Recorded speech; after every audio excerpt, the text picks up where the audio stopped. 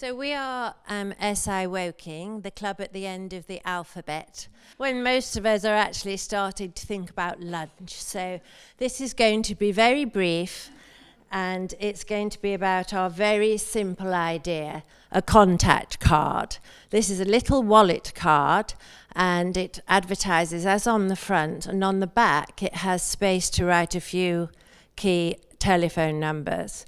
Now, this was inspired by a very worrying evening when my daughter-in-law was in London and she'd gone out for a rare time with her dinner with her girlfriends. My son was away and Nanny and Grandpa were babysitting. She's a very independent woman and wouldn't let her pick her up from the train. It was the eve of a train strike. The trains were random. She was assured this train was going to her station, and the train sailed through. So she and various people on the train were a bit bewildered by this and stranded. They bailed out at another suburban station. If you picture that, dark, quiet, unmanned, middle of the night. And what we didn't know was that her telephone was flat. Now, various other people who were stranded offered their mobile phones that were working, but crucially, she didn't know one telephone number off by heart. I don't know I think this is quite common, or at least it's true of me as well, that I don't learn numbers anymore. I haven't got them in my head from using them all the time, and I just hit names on my phone. So she was completely lost. Now, she finally got home at 3 a.m, thankfully safe and sound, but our minds were racing. We couldn't contact her. She couldn't contact us. It was very frightening, and thankfully she was fine. The children were blissfully asleep and knew nothing about it.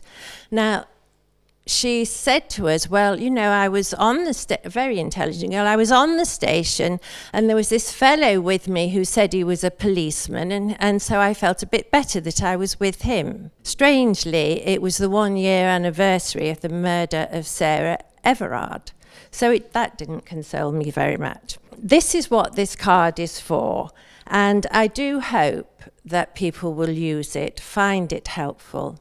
It may never happen, but it may just be useful. And not only if we don't know numbers, but if we had an accident and somebody found us and wanted to help us, then perhaps they could contact people here. Most of us don't carry a diary anymore where we used to write numbers down, and even ICE, or whatever we were supposed to call it, in case of emergency, we were encouraged to put that in our phones, and I never got round to it. I don't know about everybody else. But that would be no use if the phone was flat or we'd lost our phone. We really hope that this will help people. Now, a byproduct of the card is that it's advertising Sir Optimist International. You know, this marvellous worldwide organisation, over 100 years old, over 60,000 women. And the most usual refrain is, oh, I've never heard of that. So we try. We were lucky enough to get a grant from the PCC, Surrey PCC. We've mentioned them a few times here, Lisa Townsend, and they're very supportive of women's safety generally. And so, I mean, it was £300. It helped with the initial printing and whatnot. And but also it was great to have that collaboration and association with them. The whole club was involved. They worked on refining the card and did some product testing with their friends and family.